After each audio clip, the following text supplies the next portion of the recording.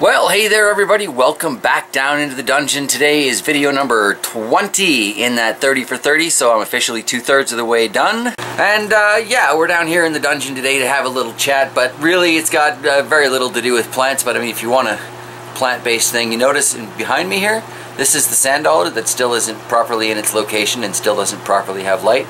But I've got lots of little bits of new life on there, so there you go, there's the gardening comment for today's video. I'm kind of struggling to come up with topics here, but there's been something that I've been meaning to, I don't know, set straight, set crooked, fix some misinformation on for quite a while. I was watching one of Rev's, I want to say original live shows, but I think it was probably a month or two into it, so it doesn't really count as original. But I noticed that there was some discussion as to where Mr. Bear came from. Now, okay, I probably, what's the best way to put this? I probably seem a little bit odd to people that are new to my channel. I'm clearly a Canadian, right? But I use a lot of American slang, and I have a lot of, well, American perspectives. One thing that would definitely be considered an American perspective and doesn't make me very popular here with folks in Canada is I believe Canadians should have the right to bear arms. Yeah, mind you, that said, I am a first-generation Canadian. My parents, well, my mom anyway, was born down in Columbus, Ohio, and yeah, I was born in Winnipeg, not too far from where I'm at now. Born in Winnipeg, but I do believe that Canadians should have the right to defend themselves, and in this day and age, everybody else has got a gun. I've known so many criminals who have offered to sell me guns, it's ridiculous, but if I went about buying one properly, there are so many layers of red tape that have to be gone through. It's really quite ridiculous, and it's kind of a joke because, like I say, I know people who have offered to sell me still in the box Desert Eagle 45s right out of their trunk for a ridiculously inappropriately low price. Basically, my feelings on this is if the criminals can have them, I should be able to have them too. If there's a chance that somebody's going to come into my house and be armed in that fashion, then I should be able to defend myself. Now, because I'm a solution-minded and creative individual, I have found a few ways around that. For example, I have swords all over the house. I have a couple of baseball bats by every door. I have a walking stick that is almost unbreakable. And yes, I have bows, crossbows, all kinds of things. These are not regulated, therefore I can have them. But I mean, trying to defend yourself point blank with a crossbow is a little bit pointless. That's why I have baseball bats. But really, this isn't the unpopular opinion video. I can definitely do one of those if you guys want. But this video is really more to set the record straight about where I came from, because there seemed to be some debate about it. Okay, so 0 to 5, I was raised in Winnipeg, Manitoba, and you know, yeah, I still have like 3 whopping memories of those early formative years. Most of them involve snow. I'll be honest. It's the way it is. It's Winnipeg. Now, I was born in January. Most of my early memories involve snow. Okay, so after that, when I was about 5 years old, my parents moved to British Columbia, which is to say my mother and my stepfather. I have a great deal of respect for my stepfather, and I consider him one of my parents. No disrespect to my father, but yeah, I have a mom, a dad, and a father, and I value them all equally. Well, maybe mom a little bit more. She put up with me for longer. So yeah, anyway, at around 5 years old, we ended up moving out to British Columbia, where I lived in the greater Vancouver area until I was about, oh, I don't know, 27, 28, somewhere in that neighborhood.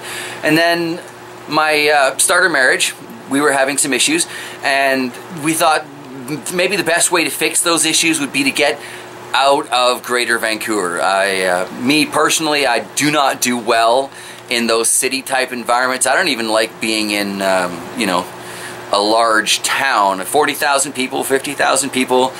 This is already getting to be too crowded for me. I love where we live right now. Less than 1,000 people in our community. You know, there's got to be 2,000 people in the municipality, because otherwise they would have grabbed more communities to make the municipality. But yeah, it's small. You can actually know the people that are around you. You can get to know the new people that come into the neighborhood. And you can genuinely relax, take a deep breath, and kind of be yourself. Not necessarily something I felt was possible growing up in Surrey on the outskirts of Greater Vancouver. So yeah, I spent a good 22 years trying to get out of that city situation, and then eventually I ended up moving, like I said, in my starter marriage, I ended up moving up to Penticton for a little while, where I ran into an old friend who had also escaped the greater Vancouver area, and she let me know about a friend of hers who had recently bought a piece of property, I think it was in Saskatchewan, for like $1,000. They bought their house, everything, they owned it completely, no more rent, no more mortgage. Now granted, that house needed some work, but the guy who moved into it was a plumber, he had some electrical training, like he was in a great position to fix up his house. So I basically started looking around and around and around at that point, because I felt if somebody else can find such a deal, I can too. Which eventually led me to move to Canora, Saskatchewan. That's Canora with a C, not Canora, Ontario with a K. Canora, Saskatchewan, where I found a beautiful little 5-bedroom house. It was $8,500, something screaming deal, right? Big, beautiful yard, dirt so black in the garden. I never did get a chance to really build a garden there, but the ones that I saw up and down the alley were absolutely fabulous, and I was really excited about the possibility of eventually building a garden there. I didn't get to do that because my starter marriage dissolved, and I had to kind of go back to BC if I ever wanted to meet my daughter.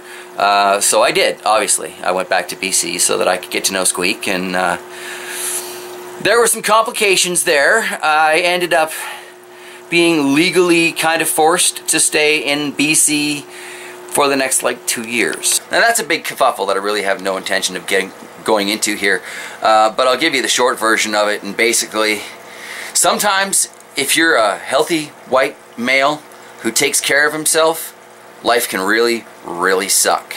Because, you know, we guys are sexist, and yeah, look, I'm not even going to go into that. You can just not even going to go there. Anyway, so I couldn't live in the greater Vancouver area because I knew this causes me a lot of emotional distress. I had nightmares and stuff, like really nasty recurring nightmares. So I moved back to the Penticton area. It was close enough to greater Vancouver that I could get to and from for court dates and stuff like that. But while I was there, my starter marriage fully fell apart, is the best way to put it. And, you know, I sat in a trailer park for a while, kind of sulking, nobody likes me, I'm not good enough for anybody. And I eventually was kind of, I was dragged to the strip bar by this woman that I worked with, and I love her dearly because she was absolutely sick and tired of seeing me go through life single. She didn't feel it was necessarily an appropriate decision for me. And, yeah, it was time for me to get off my ass and get back into the dating scene. That's a quote. A little while after I took her advice and got off my hiney and started looking around, I met a few people, you know, and things weren't necessarily going out well with them.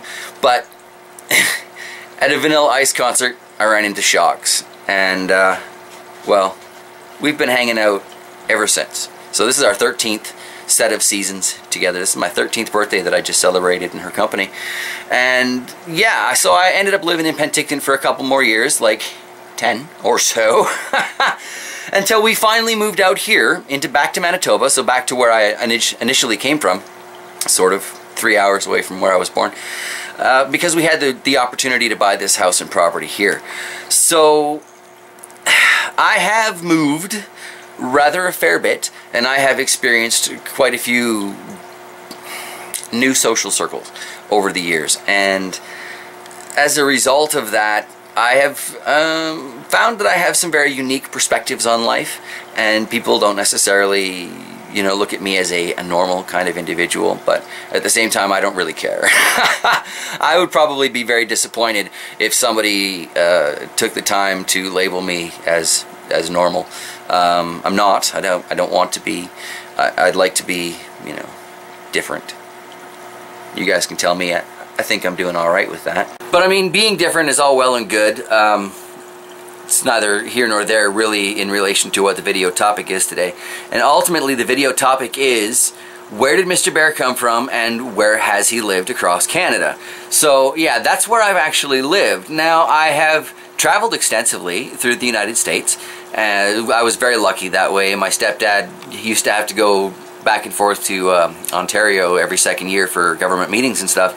So we would drive across through the states, and he would drop us kids off at the grandparents' place, and then he and Mom would go up to his meetings, and we'd hang out with Grammy and Gramps, and we'd come back and take another route back home again through the states for most of them.